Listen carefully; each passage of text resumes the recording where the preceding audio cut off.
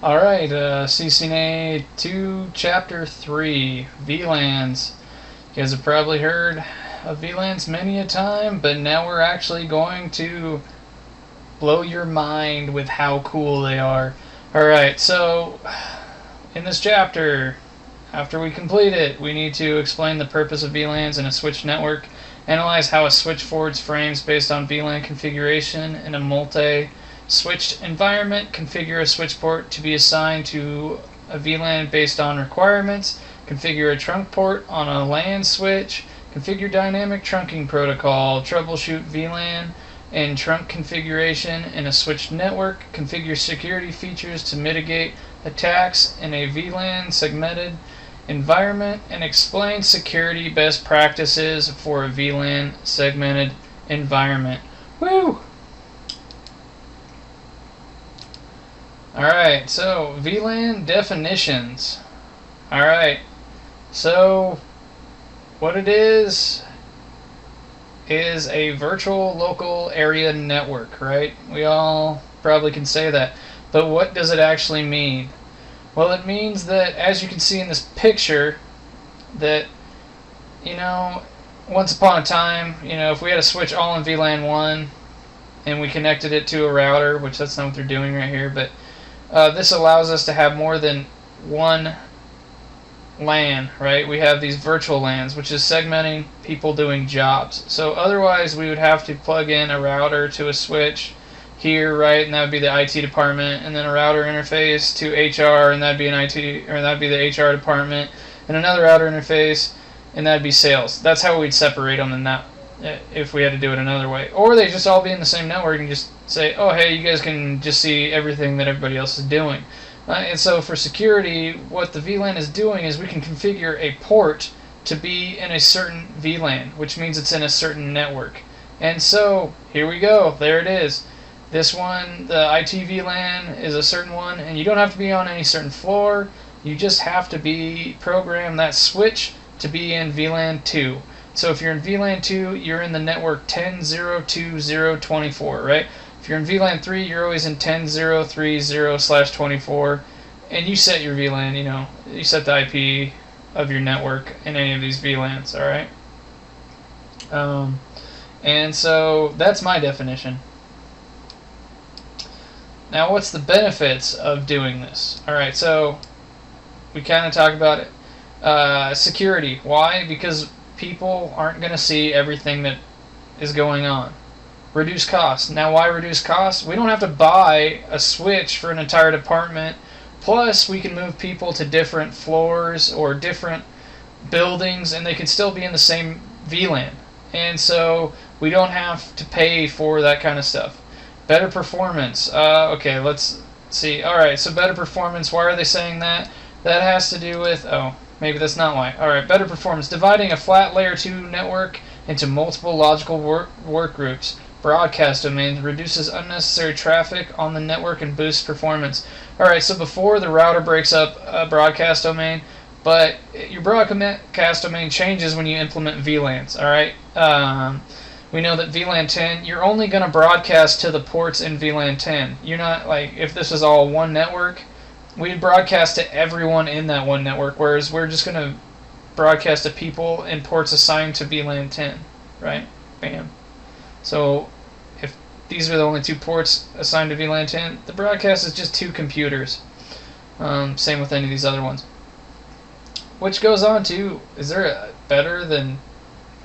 okay, so it reduces unnecessary traffic, and then we talk about how it shrinks broadcast domains. That's basically what I just said. Improve IT staff efficiency. Okay, let's see what they say there, because I'm not sure where this does. VLANs make it easier to manage the network because users with similar network requirements share the same VLAN. That's true. We can set up, sharing. We can set up an access list that, if you're in IT, you can access everything. If you're a student, you can only go to the internet. I guess that is true. It makes it efficient.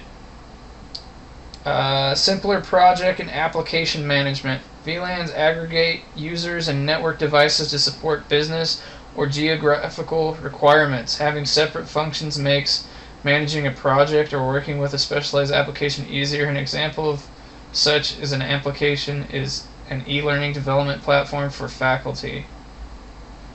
Sure. I don't know that I agree with that one, but sure, Cisco's always right. So now we have different types of VLANs. So first, most VLANs are this one, the data VLAN, which means they just send computer traffic along with them. Alright? Then we have a default VLAN, which means, as you can see right here, all the ports are in VLAN 1. And so that is what happens to every switch by default. They're put into VLAN 1. And so that's the default VLAN. VLAN 1 is the default VLAN. Now we have a native VLAN. Okay? And so native VLAN, I'm going to kind of hold off on this, but it has to do with trunking. And until we see the trunking slides, I don't know that we should even talk about this, but I'll just read it to you. A native VLAN is assigned to an 802.1q trunk port. Alright, that's all I'm going to read there because it'll be easier to explain it there. Native VLAN has to do with allowing trunking. Management VLAN. Okay, well, everyone here has seen a management VLAN. It is that thing called an SVI, right? SVI, the thing that we put an IP address into on a switch.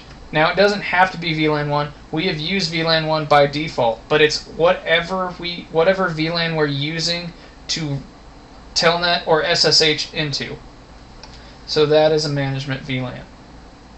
And so if we set an IP address there, many switches can only have one SVI, so they can only have one management VLAN.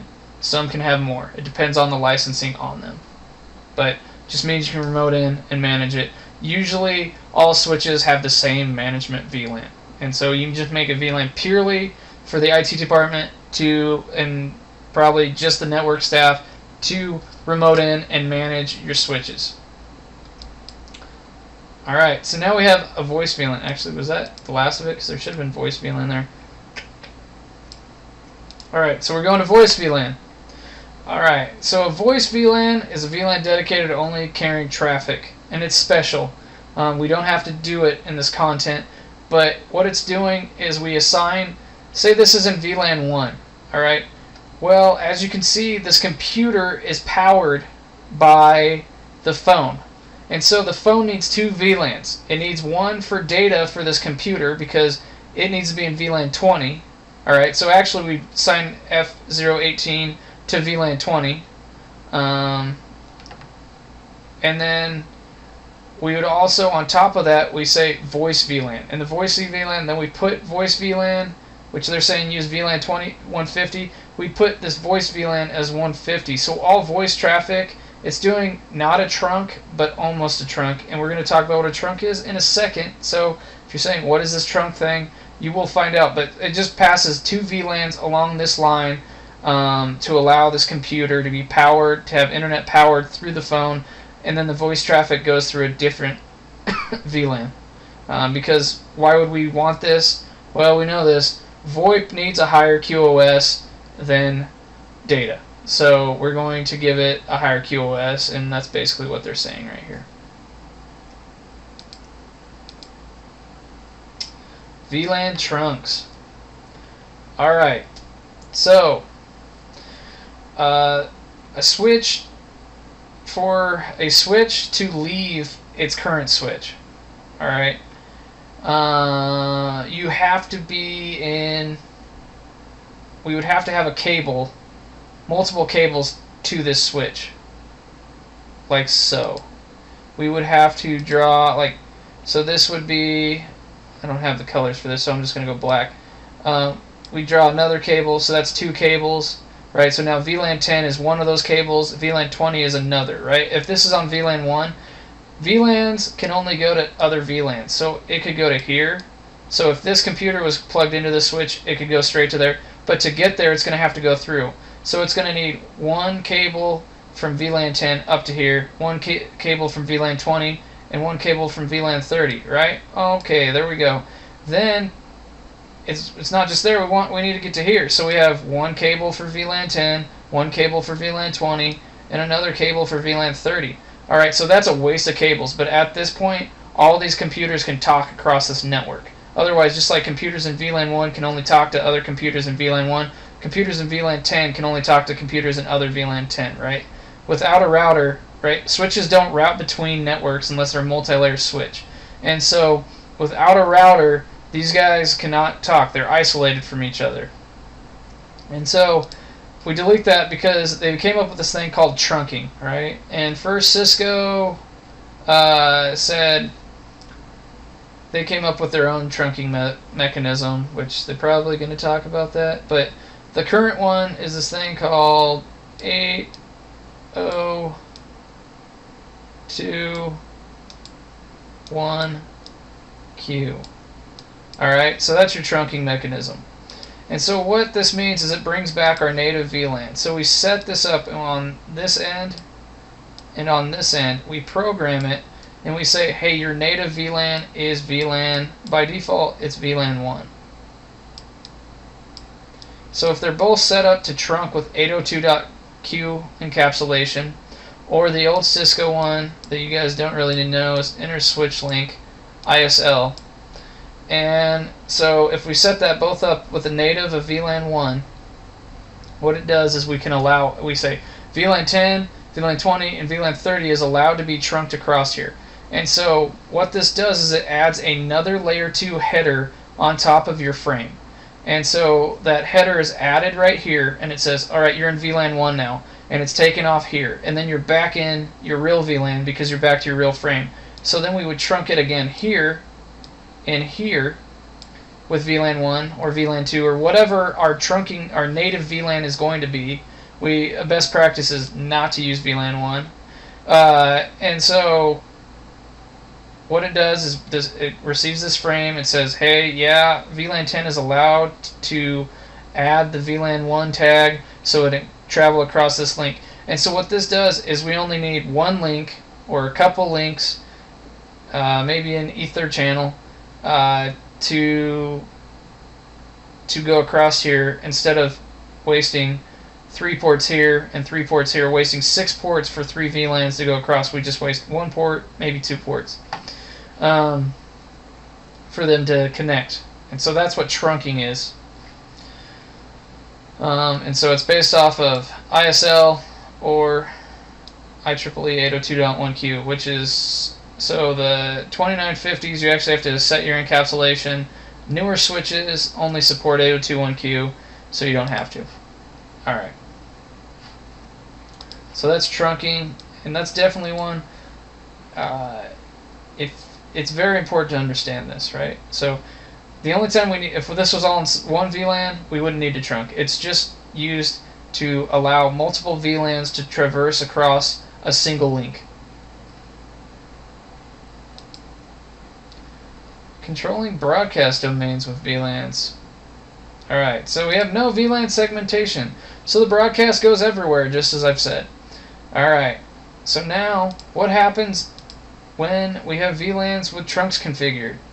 Well, that broadcast from VLAN 10 only goes to VLAN 10, as we already talked about that. I think we basically already talked about everything on this page, so I'm going to keep moving. Alright, VLAN tag field. This tag field, this is what's actually in the 802.1q frame, like tells it what VLAN it is in. And so, I skipped something to make you guys understand this. So when we do trunking, we have tagged and untagged traffic. So tagged traffic means that it is actually, so we have the pink VLAN, right? So we're in pink, and so the native VLAN is black, and so the native VLAN across this link is black, and so it tags pink with black. And so if black comes, like say there's another something in the black VLAN, it is untagged traffic because it goes there and it doesn't need to be tagged. It's allowed across that link because it's the native VLAN. Now anything else allowed across there, if it starts going across there, it is tagged with VLAN 1, VLAN 2, whatever your native VLAN is, it's tagged, and so then it becomes tagged traffic. So that's what they're talking about. This shows the tagged traffic.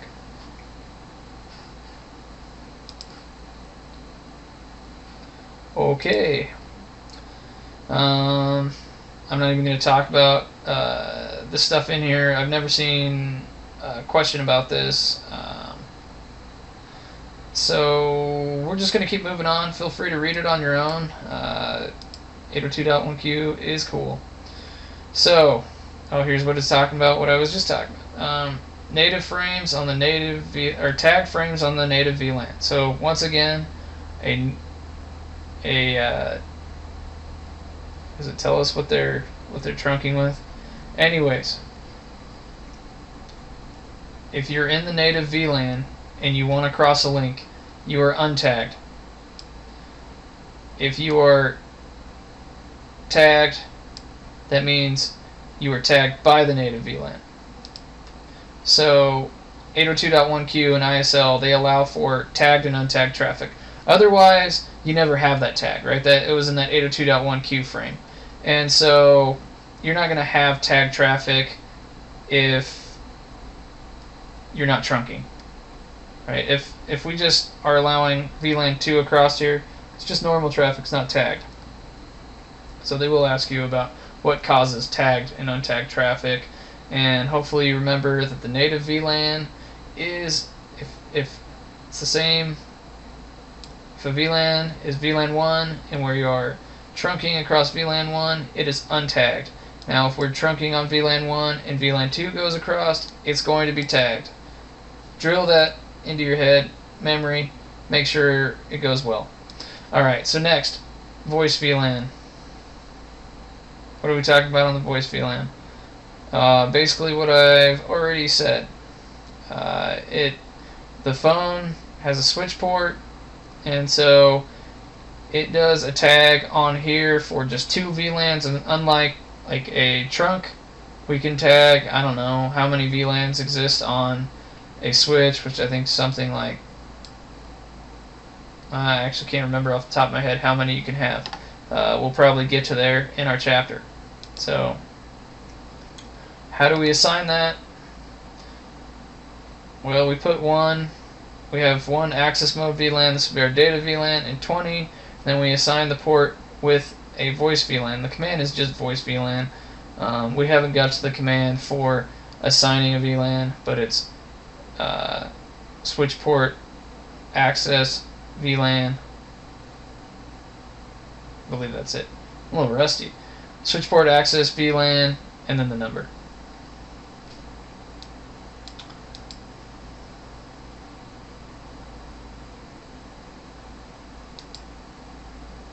Alright, so we got some assignments now.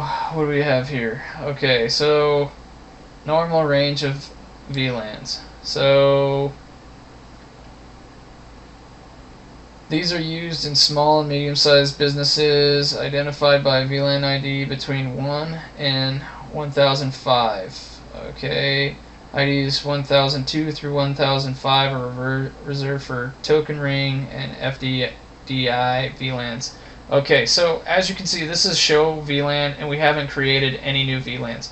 These are the 5 that you have in every switch and cannot destroy them. All of them start out with your default VLAN of VLAN 1 and then this legacy junk.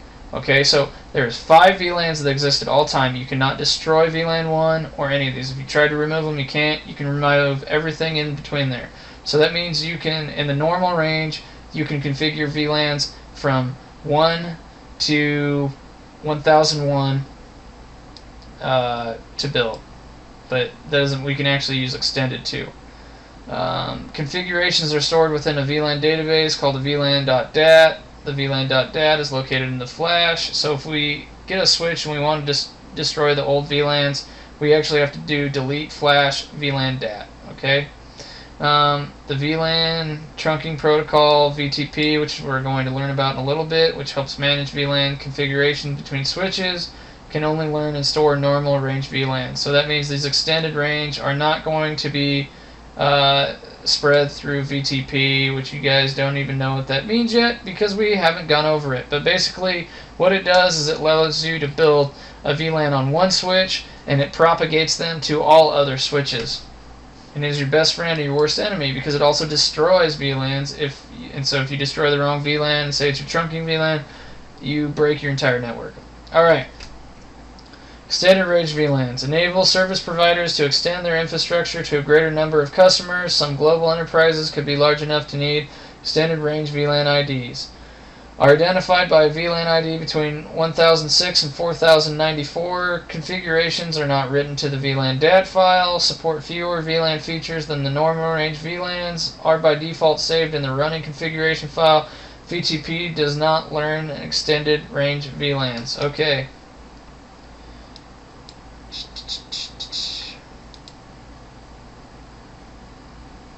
Creating a VLAN. Here we go. So, how do we do it? Config terminal. Then we say VLAN and the number. Then if we want to name it, that brings us into VLAN prompt. And we say name and then type a name. And then end. Alright, bring in the packet tracer. I will show you the commands from here. We go to our CLI. Oh, it's booting up. Come on, switch. Actually, I'm going to throw another switch in while we're doing this. Maybe another one. Cross them over.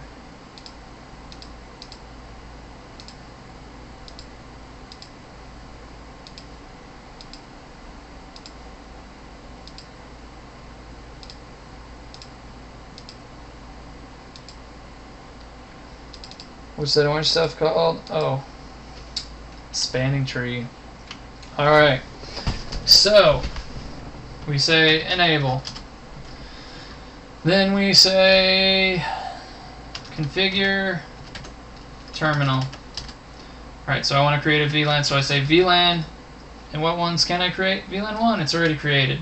It's already named default. So we say VLAN 2, and then if I want to name it, I name it, and I say name IT. So then I can assign that VLAN. That's just creating it. So if I wanted to see that, I could then do a show VLAN, and now I don't know why this is looking so weird. It should tell me the name right there. I'll try VLANs. Nope. We'll just go brief because it's not showing the names for some reason. Default, there we go. IT, but it should show this on when we just do VLAN. Just show VLAN. So as you can see, it's named IT. So we can name it, you know, something that makes sense. Alright. What else do I want to show you here? Just creating it, and then they give you an opportunity to try that. Try that if you are interested. Alright. Assign a port to a VLAN. Let's see if I got this command right. So we go to configure terminal, we say the interface or interface range if we're assigning multiple, and we say switch port mode access. This is our DTP mode, which I think we talk about next chapter, dynamic trunking protocol. We're sending as access, and what access means is that it's only going to have a computer or a router or some device that is not a switch on it. It's not going to trunk. This is going to ban it from trunking. And then we say switch port access VLAN and then the VLAN ID. So here we go, back to this. We say, if you guys look here, all VLANs are in VLAN 1, and so now we're going to make them in other. Okay, so we say conf te for configure terminal interface F01 switch port access VLAN 2. Okay, so now if I do a show VLANs, show VLAN, it shows us our default and all those ports are still in there, but if we look at VLAN 2, it's got F01 in it. Alright, so that's how we assign a VLAN. Alright. Changing port membership. So no switch port, just the no command to that. Now what is that going to do? I think it puts it in a black hole, right? Where it is no switch port, F018. Oh, just putting it back to VLAN 1, I guess. anyway, so a lot of times when you have VLAN 1, it's what we call black hole VLAN, which is a VLAN that isn't routable on a network. So anyhow, if we take it off, it's going to remove it. Anyhow, so that's going to reset that. Is there anything more? Anything interesting they're doing? Oh, then they put it in VLAN 20, and then you can do it. Alright, so deleting VLANs. So this is where it's not going to replace it, I don't think. If we delete a VLAN, so delete VLAN.dat, and then we do no VLAN 20, and make sure we delete the VLAN.dat. So what it says here is, before deleting a VLAN, be sure to first reassign all member ports to a different VLAN. Any ports that are not moved to an active VLAN are unable to communicate with other hosts after the VLAN is deleted and until they are assigned to an active VLAN. So they're just kind of in no man's land until they are reassigned. But if you just take them out of switch port, VLAN access, they'll go back to VLAN 1. So that's the two differences. Verifying information. So show VLAN, we did that. Show interfaces. Those are basically our two commands that are going to show that. Show run is going to show us what VLAN we assigned them to. Unless it was VLAN 1, then that's a default information. We're not going to see that. Alright. So configuring trunking.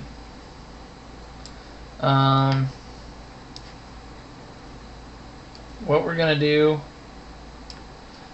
is, alright, so first I'll just go here like we've been doing. Configure terminal, interface ID, right? Interface and then F01, which is going to be something like, that's not the one I want. One moment, please. There we go. So it's going to be this link, which is F02, or it's going to be this link, F01. Trunks are connecting switches. Accesses are going to connect to a router or a end device. Access point, computer, some end device.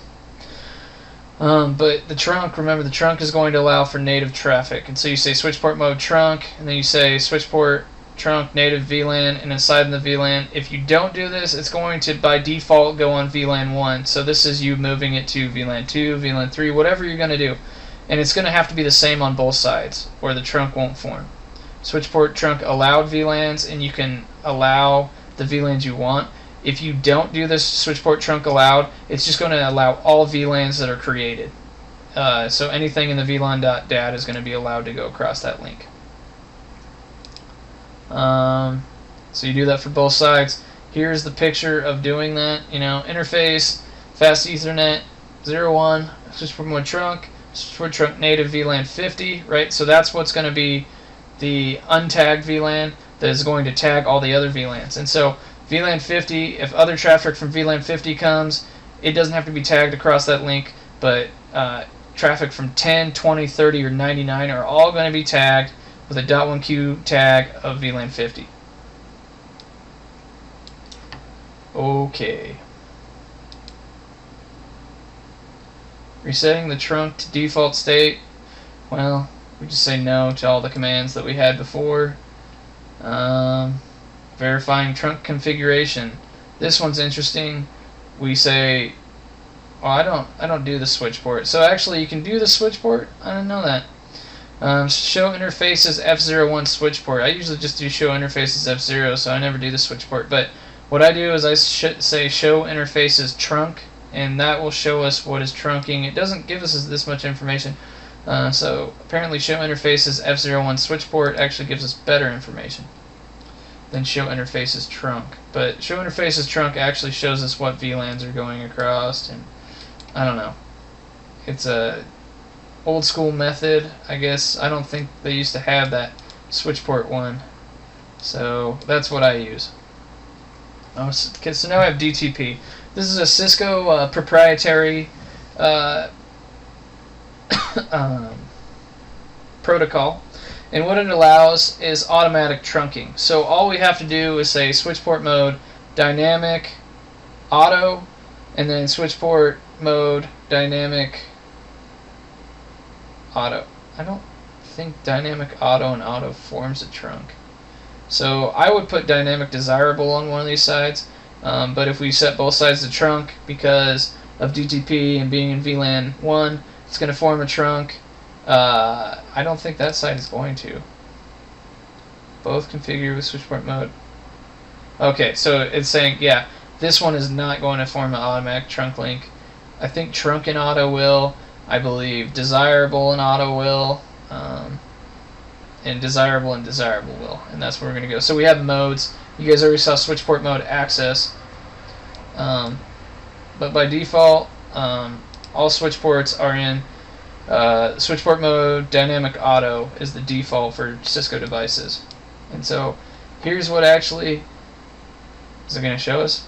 What forms the mode? Okay, so dynamic mode access. You can never form a trunk link with access. If you look at that, it's not going to form a trunk link. The limited connectivity with a trunk port in trunk mode means that probably that VLAN might be able to cross across there. Now, dynamic auto with dynamic auto is an access port. Dynamic auto with desirable, trunk. Dynamic auto with trunk, trunk. Dynamic auto with access is an access port. Dynamic desirable with anything besides access, trunks. Trunk with anything besides access is trunk. Alright. You guys feel free to read about them. But dynamic desirable means it's trying to form a trunk link. Auto is the default, and it will form with anything trying to, like trunk is hard set, dynamic desirable is not. And if we're going with other interfaces on our DTP, we say non-negotiate. Does it have non-negotiate here? Here we go. Switch port non-negotiate prevents the interface from generating DTP frames. So switch port non-negotiate. So then that automatic trunking is shut off.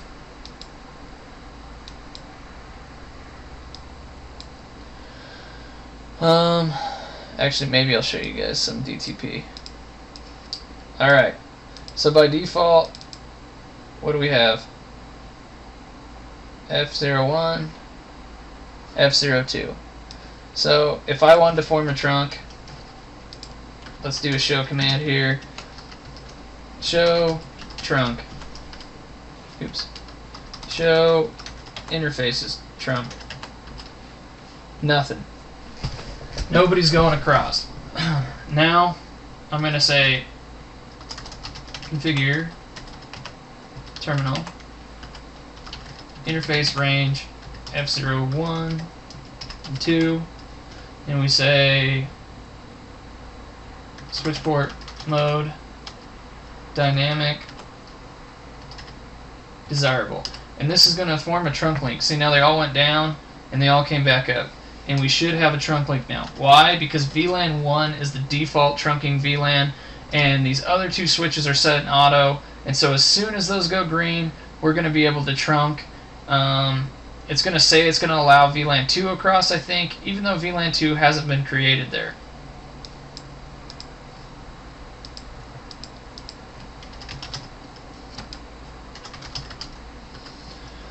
So show, we're green yet? We're green. Show interfaces trunk. Oh, look at that, F01 and F02. And they're allowing everything across there, but what's actually allowed and active in management domain is 1 and 2, because those are the only two I have created. So if I did the allowed, I could allow only certain ones. But then, if I wanted to feed VLANs to everything else, let's see if we can do some VTP. So to see VTP, remember that's VLAN trunking protocol, and it's going to just create VLANs with anything that's trunking. That's why it says VLAN trunking protocol. It's going to create the VLANs only if there's a trunk. So now that we have a trunk, it will create them. So we say show VTP status, and it says, hey, we've got a server, there's no domain name. So the first thing we're going to do is say configure terminal. And then we're going to say VTP domain name, maybe just VTP domain. Yeah, just the domain. And so I'm going to say itti.net. Alright, so now it's going to change that to itti.net. And I could put a password on, and I'd want to do this in an environment, put a password on, but I just want to prove that it is transferring over there, so we can put a password. All of them have to be in the same domain, but this should propagate just through the trunks now. So here's my next switch, and let's see if we can do show VLANs. Oh, show VLAN. And it's not working. Alright. So conf t, maybe we have to put it into the domain. VTP domain itti.net. Already set to itti.net. Alright. So why don't we have VLAN 2? Am I just not seeing it right? Let's spread this out so I can read it better. Show VLAN. Nope, still not working. What? Alright, so we'll try now that it's established, see if we try creating another one. Maybe VLAN 3. Name chocolate. Alright. So we'll go back to this one. Show BTP status. Maybe we should do that. Oh, so it revised it. Should be in there. Alright.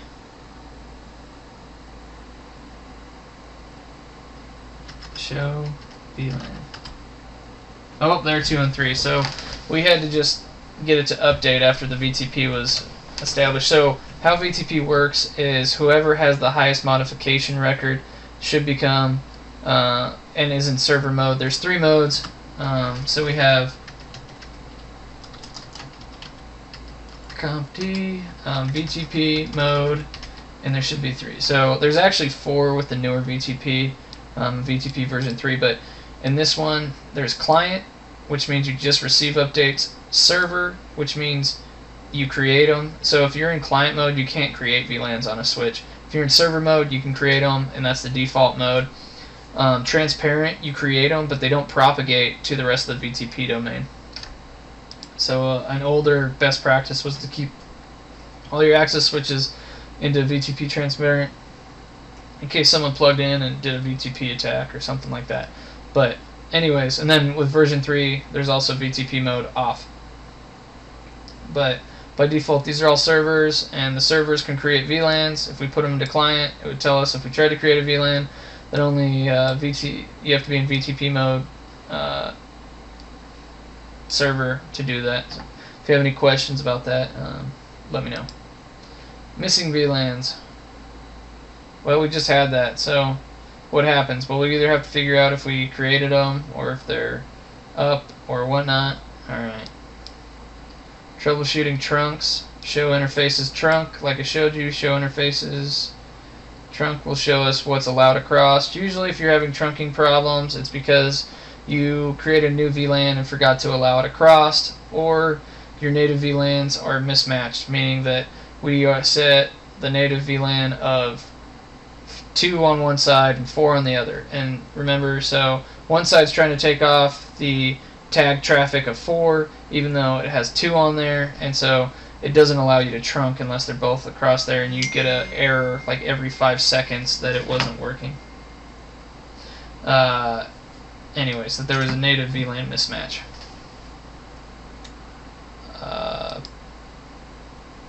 Which that's what they're talking about here. So if you're looking for those trunk errors, there you go.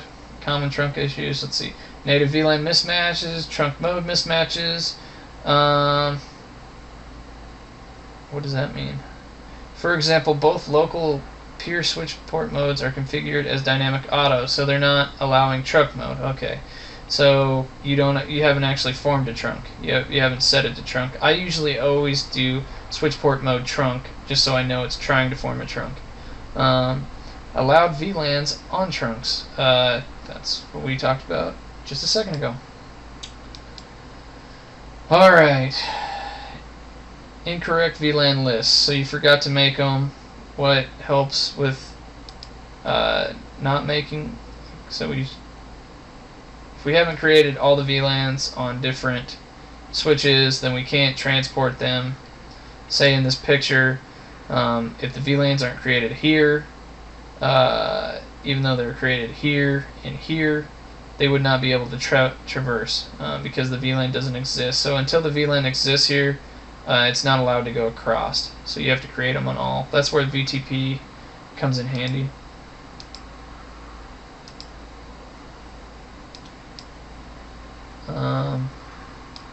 Some attacks. You have your switch spoofing attack, right? So you pretend to be a trunk link. You attack based on the DTP.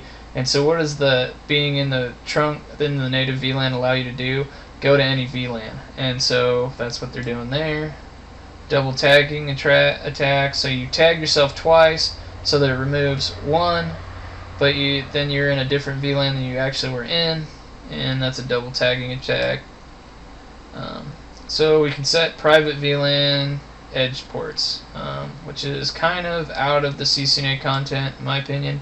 I really don't think they'll ask you a question, but so what a PVLAN edge port does is it's a protected port that does not forward any traffic, unicast, multicast, or broadcast to any other port that is also protected, except for control traffic data. And so where you could use this is if you're in a library or something and you don't want these people, like you don't want somebody in the library network stealing information from another person, you could go protected port, right? So they could still get to, I don't know, the internet, but they can't go to other people in the same VLAN. Forwarding behavior between a protected port and a non-protected port is as usual. Protected ports must be manually configured. How do we form a protected port? Switch port protected. Okay.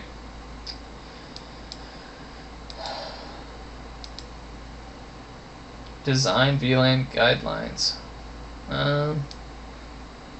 Design them to be scalable and make sense. Implementing VLAN security. That's a great activity. So you guys, here's your summary, and you can plan out all these VLANs. Sounds like a lot of fun. So anyhow, that was VLANs, and as always, hit the discussion forum or send me an email about any VLAN questions, especially trunking. Trunking's not going away, so make sure you understand that. Go over this. If it's confusing, read the chapter, and then send me any questions about that.